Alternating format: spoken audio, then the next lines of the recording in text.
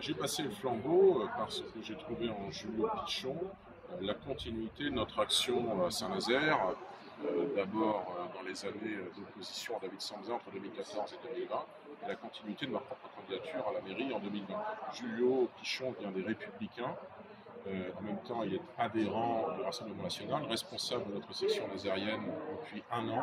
Il est donc susceptible d'agréger à nous non seulement les voix du Rassemblement national, bien sûr, mais aussi celles de ceux républicains, anciens électeurs de M. Sarkozy, de M. Fillon, qui sans doute ont été déçus des échecs et des reniements successifs de la droite.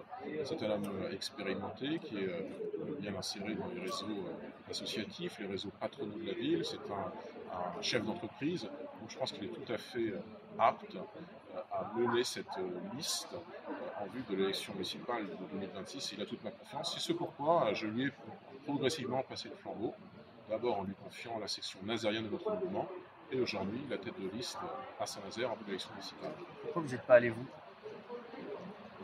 Pourquoi j'y suis pas allé moi? Parce que je suis candidat à la mairie de Donge, qui est une autre commune, pour aussi permettre l'implantation du RN, non seulement au Loire-Atlantique au sens général, puisque je suis responsable de parti au Loire-Atlantique, mais aussi dans cette zone estuarienne, briéronne, nazérienne, où nous voyons d'élection en élection ces dernières années des résultats électoraux qui augmentent.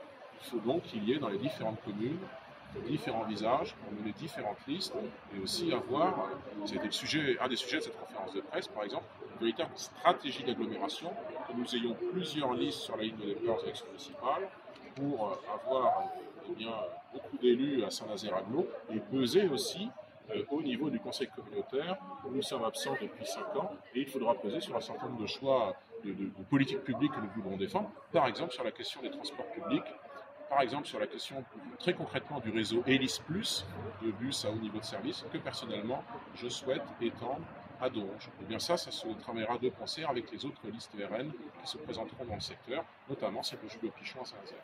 C'est une ville, Saint-Nazaire, qui est difficile, mais c'est gagnable quand même pour vous penser que ça peut marcher, que vous pouvez gagner cette ville avec cette option. Je ne sais pas si c'est une ville difficile, c'est quand même une ville qui, aux dernières élections européennes, a failli consacrer le RN à un point près. Le RN était la deuxième liste quasiment ex aequo aux dernières élections européennes.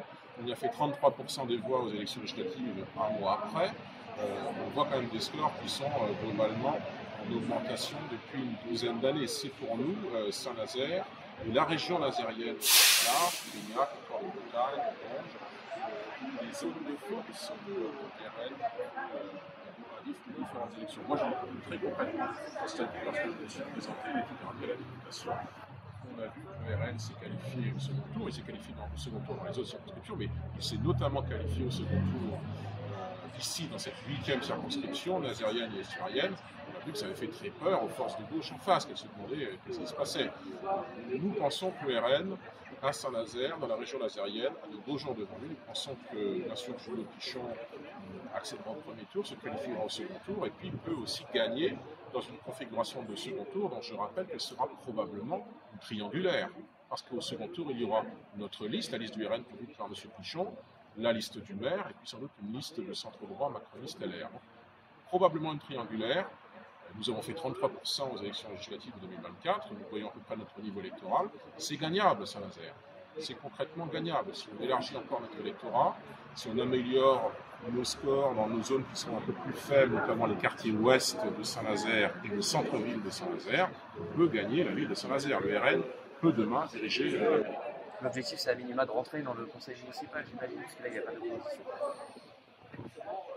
C'est de rentrer, c'est de faire un nombre supérieur à ce qu'était notre nombre d'élus en 2014, c'est d'avoir plusieurs élus au conseil communautaire, ça c'est vraiment un objectif à minima. Notre objectif raisonnable, c'est de gagner la mairie, comme je vous l'ai expliqué, avec, il faudrait un peu plus d'un tiers des suffrages normalement. On a fait 33%, on ne s'interdit pas d'en faire 35 ou 40. Je veux dire. Et de ce point de vue-là, le profil de Julio Pichon, qui, comme ça a été longuement rappelé par la presse, et comme l'a rappelé M. Pichon lui-même, un profil qui vient de la droite LR, je pense que ça peut agréger à nous des électeurs qui n'étaient pas forcément sensibles auparavant au message du RN. Nous nous étions exclusivement avant à Saint-Nazaire et un peu partout en France, il faut le dire, un parti de catégorie populaire, nous sommes maintenant de plus en plus aussi le grand parti des classes moyennes. Et ça change considérablement la donne parce que ça élargit notre électorat. Et je pense que de ce point de vue, Julio Pichon en est le représentant parfait à Saint-Nazaire, de cet élargissement progressif de notre électorat qui peut concrètement nous conduire dans une ville comme Saint-Nazaire demain à la victoire.